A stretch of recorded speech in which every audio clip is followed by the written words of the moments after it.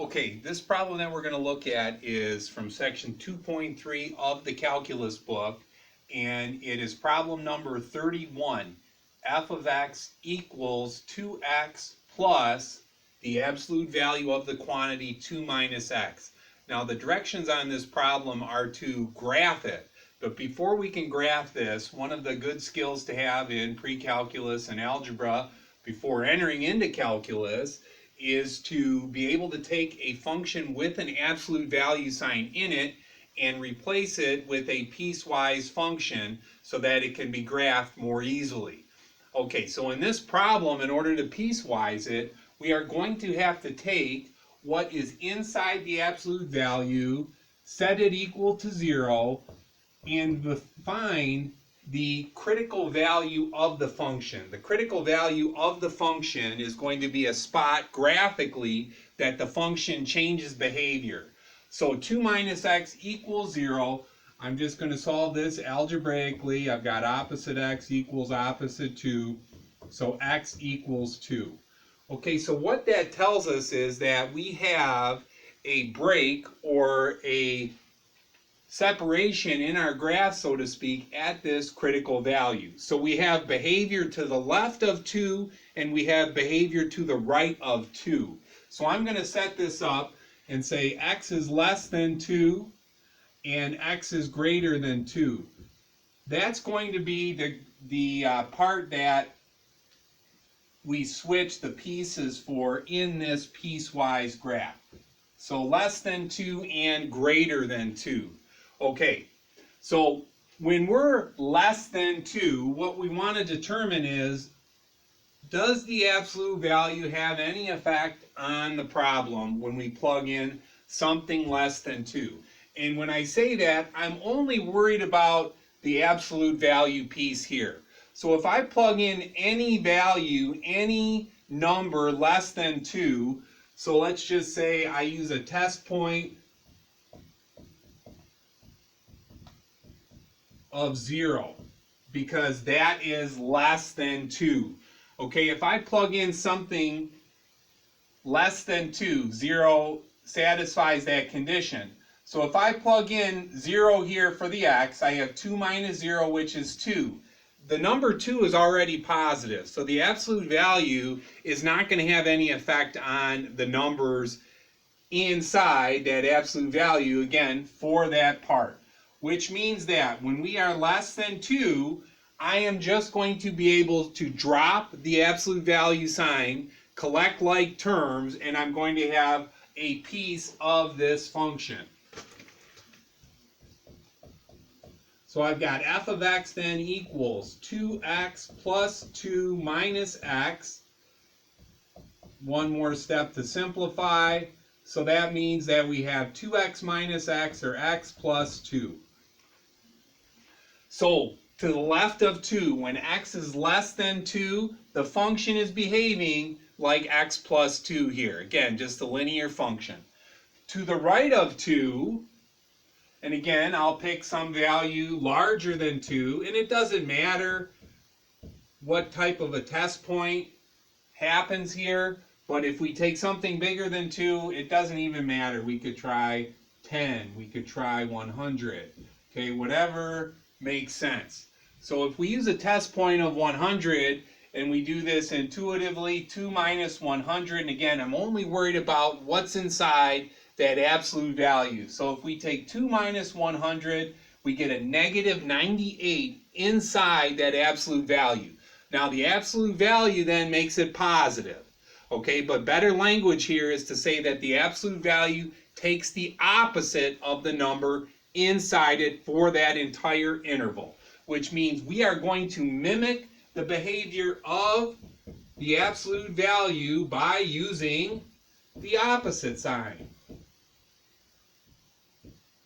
So instead of taking the absolute value of 2 minus x, I am going to take the opposite of 2 minus x, because that's what the absolute value is doing to the numbers when we're greater than 2 for this problem. Now we're going to distribute that negative sign over the 2 minus x, and then we end up with, after some collecting of like terms, 3x minus 2. Okay, so what we have accomplished is we have taken this function that is f of x equals 2x plus the absolute value of 2 minus x, and we have split it up, so to speak, into two pieces in this case, and we now have a piecewise function which has f of x equaling, we use the braces here for the piecewise function, we've got x plus 2, well, we can read that x, we've got x plus 2, and that's when x is less than 0, or pardon me, less than 2, because again the break was at 2 here, not at 0, so less than 2, and then we have 3x minus 2 when x is greater than 2.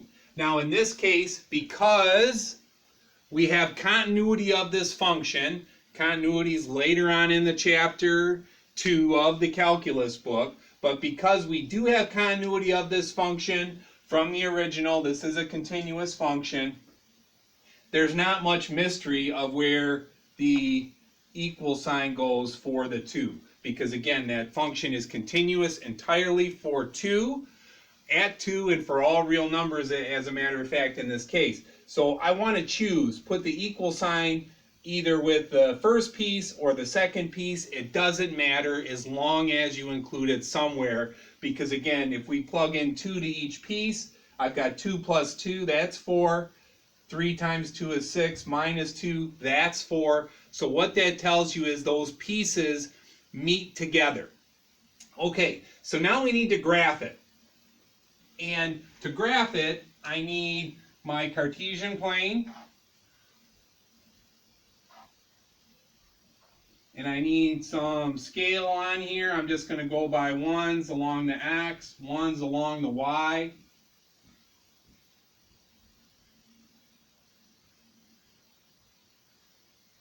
And again, our break, our split, is going to be at 2. And I'm going to show that by using a dashed line through x equals 2, kind of a vertical. But again, this was the critical value for this graph, because that was the value that makes the absolute value expression from the beginning 0. Okay, and again, that's the critical value, that's where the change is in the graph. You can see that when we see the pieces here, after we made this a piecewise, in this case it is a piecewise linear function, because we've got 2 lines as the pieces. So when we're less than or equal to 2, we've got x plus 2, okay, and when we are greater than 2, we have 3x minus 2. Okay, we already talked about that 2 makes each of these 4. Okay, so we know that we have the spot 2, 4. Okay, so to the right of that, we have 3x minus 2. So we can see that if we have a benchmark starting position of 2, 4, and again, that's the ordered pair that I just plot here. We're at 2, 4, and again, that's the point where the two pieces meet. And again, that shows that this function is continuous at 2. And again, it is continuous because the original was continuous. So from there, I am going to have a slope of 3. Don't have enough numbers on my axes here. So I'm going to go up 3 over 1 from that. So 1, 2, 3 over 1. So to the right, I have my linear graph, y equals, and that was 3x minus 2. So there's one piece, and again, looks like a ray. It starts at that position 2, 4. It has a slope from there. And then to the left of 2, and again, it was equal to 2. We've got that point of continuity. We already discussed that. So to the left of 2, we have a slope of 1. And again, it is a positive slope, okay, which means that the line is going to go up, okay, not as steep, and then at that critical value of x equals 2, it's going to become more steep. It's going to have a slope of 3 as opposed to a slope of 1 for that first piece. Okay, so then to draw that, I'm going to go down 1 over 1. down 1 over 1, okay, and again, it's going to be not as steep as far as this function is concerned, okay, and this would have been y equals x plus 2.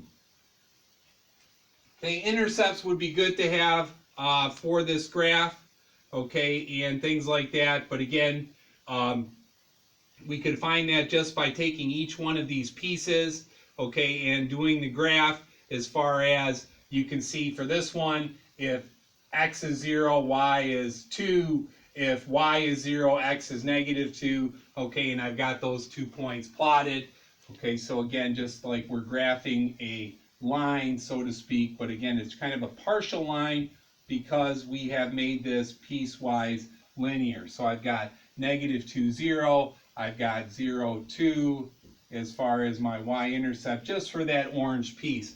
Obviously, the green piece does not have any intercepts because it starts at 2, 4 and it goes to the right with a slope of 3. Okay, and again, from here, we took the absolute value function. We found a critical value. The critical value we use from the 2 minus x equals 0, whatever's inside that absolute value, set that equal to 0, you will find then the critical value. That tells you the break of the spots that you want to identify, and then determine with the test points, what does the absolute value do to the number? It's either going to remain unchanged or it's going to take the opposite. And I say opposite because we mimic the absolute value behavior with the opposite sign, the negative sign. Okay, and make sure that you distribute that all the way through. Once we've got our two pieces together, we have now made a piecewise function. Okay, and in this case it is a piecewise linear function because both pieces are lines. So it makes sense that it's piecewise linear. The break over here is at the critical value. We discussed continuity since this was pulled from a continuous function. We know we have continuity at 2. I need to include the equal sign at one of those spots, either the first piece or the second piece. From there, we went over to the graph. And again, it was a sketch here. I drew my axes. I noticed that I had a slope of 1 going to a slope of 3. So hopefully it's evident that my green line here has a steeper slope than does my orange line here.